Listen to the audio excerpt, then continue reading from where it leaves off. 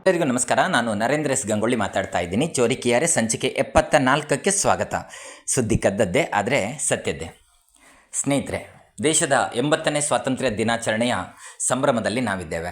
ವಿಶೇಷ ಅಂತಂದರೆ ಆಗಸ್ಟ್ 15ರಂದು ಮಾಡುವ ಸ್ವಾತಂತ್ರ್ಯ ದಿನಾಚರಣೆ ಮತ್ತು ಜನವರಿ 26ರ ಗಣರಾಜ್ಯೋತ್ಸವದಂದು ಮಾಡುವಂತಹ ಒಂದು ದಿನಾಚರಣೆ ಏನಿದೆ, ಆ ಎರಡೂ ದಿನಗಳಲ್ಲೂ ರಾಷ್ಟ್ರಧ್ವಜವನ್ನು ಎನ್ನುವಂಥದ್ದನ್ನು ನಾವು ಹಾರಿಸ್ತೇವೆ. ಆದರೆ ಎರಡೂ ದಿನಗಳಲ್ಲಿ ಧ್ವಜವನ್ನು ಹಾರಿಸುವಂಥ ವಿಧಾನದಲ್ಲಿ ಒಂದಷ್ಟು ವ್ಯತ್ಯಾಸಗಳಿವೆ ಅನ್ನೋದು ನಮಗೆ ಗೊತ್ತಿರಬೇಕು.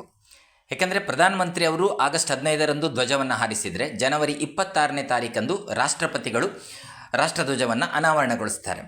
ಹಾಗಾದರೆ ಯಾಕೆ ಹೀಗೆ ಅಂತ ಕೇಳಿದರೆ, ಬನ್ನಿ ಅದೇ ಸಂಗತಿಯನ್ನು ಇಲ್ಲಿ ತಿಳ್ಕೊಳ್ಳೋಣ.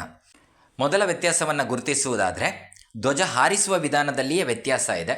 ಆಗಸ್ಟ್ 15ರಂದು ನಡೆಯುವಂಥದ್ದು ಫ್ಲ್ಯಾಗ್ ಹಾಸ್ಟಿಂಗ್ ಅಂತಂದರೆ ಧ್ವಜ ಆರೋಹಣ ಕಾರ್ಯಕ್ರಮ.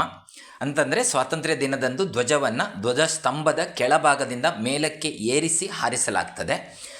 ಇದು 1947ರ ಆಗಸ್ಟ್ 15ರಂದು ಭಾರತವು ಬ್ರಿಟಿಷರ ಆಳ್ವಿಕೆಯಿಂದ ಸ್ವಾತಂತ್ರ್ಯ ಪಡೆದ ಐತಿಹಾಸಿಕ ಘಟನೆಯನ್ನು ಸ್ಮರಿಸುವಂತಹ ರಾಷ್ಟ್ರೀಯ ಆಚರಣೆಯ ಭಾಗವಾಗಿದೆ.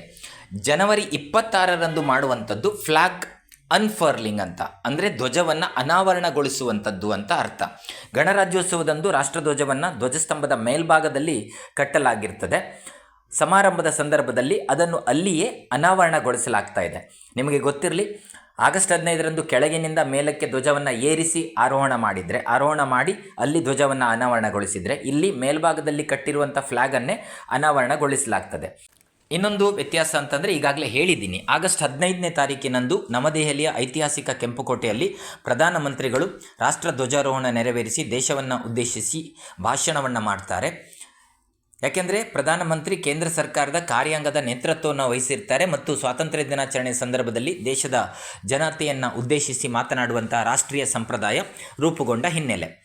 ಹಾಗೆಯೇ ಜನವರಿ 26ರಂದು ಗಣರಾಜ್ಯೋತ್ಸವದ ರಾಷ್ಟ್ರೀಯ ಸಮಾರಂಭದಲ್ಲಿ ರಾಷ್ಟ್ರಪತಿಯವರು ರಾಷ್ಟ್ರಧ್ವಜವನ್ನು ಅನಾವರಣಗೊಳಿಸ್ತಾರೆ. ಯಾಕೆಂದರೆ 1950ರ ಜನವರಿ 26ರಂದು ಭಾರತದ ಸಂವಿಧಾನ ಜಾರಿಗೆ ಬಂತು. ಭಾರತ ಆ ನಂತರವಷ್ಟೇ ಗಣರಾಜ್ಯ ಆಯಿತು ಅಂತ ರಾಷ್ಟ್ರಪತಿಯವರು ಭಾರತದ ಸಾಂವಿಧಾನಿಕ ರಾಷ್ಟ್ರ ಮುಖ್ಯಸ್ಥರಾಗಿ ಕಾರ್ಯವನ್ನು ನಿರ್ವಹಿಸ್ತಾರೆ. ಇಲ್ಲಿ ಒಂದು ಕುತೂಹಲಕಾರಿ ಸಂಗತಿಯನ್ನು ನೀವು ಗಮನಿಸಬೇಕು. ಏನಂತಂದರೆ, 1947ರ ಆಗಸ್ಟ್ 15ರಂದು ಭಾರತ ಸ್ವತಂತ್ರ ಪಡೆದಾಗ ಭಾರತ ತಕ್ಷಣವೇ ಗಣರಾಜ್ಯ ಆಗಿರಲಿಲ್ಲ. ಭಾರತವು ಆಗ ಬ್ರಿಟಿಷ್ ಕಾಮನ್ವೆಲ್ತ್ ಒಳಗಿನ ಒಂದು ಡೊಮಿನಿಯನ್ ಆಗಿತ್ತು, ಡೊಮಿನಿಯನ್ ಸ್ಟೇಟಸಲ್ಲಿತ್ತು ಅಂತ.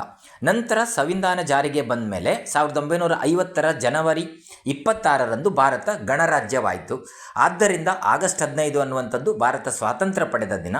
ಜನವರಿ 26 ಭಾರತದ ಸಂವಿಧಾನ ಜಾರಿಗೆ ಬಂದು ಭಾರತ ಗಣರಾಜ್ಯವಾದ ದಿನ. ಹಾಗಾಗಿ ಇವೆರಡೂ ಕೂಡ ಪ್ರತ್ಯೇಕ ಐತಿಹಾಸಿಕ ಮಹತ್ವ ಹೊಂದಿರುವಂತಹ ರಾಷ್ಟ್ರೀಯ ದಿನಗಳು. ಸ್ನೇಹಿತರೆ, ಮುಂದಿನ ಬಾರಿ ನೀವು ಆಗಸ್ಟ್ 15 ಮತ್ತು ಜನವರಿ 26ರಂದು ಧ್ವಜಾರೋಹಣ ಕಾರ್ಯಕ್ರಮಗಳು ನಡೆಯುವಾಗ ಈ ಒಂದು ವಿಶೇಷವನ್ನು ಖಂಡಿತ ನೆನಪಿಟ್ಕೊಳ್ಳಿ ಅಂತ ಹೇಳ್ತಾ, ಎಲ್ರಿಗೂ ಶುಭವಾಗಲಿ. ಮತ್ತೊಂದು ಇಂಟ್ರೆಸ್ಟಿಂಗ್ ಸಂಗತಿಯೊಂದಿಗೆ ನಾಳೆ ಸಿಗ್ತೀನಿ. ಧನ್ಯವಾದಗಳು. Thank you.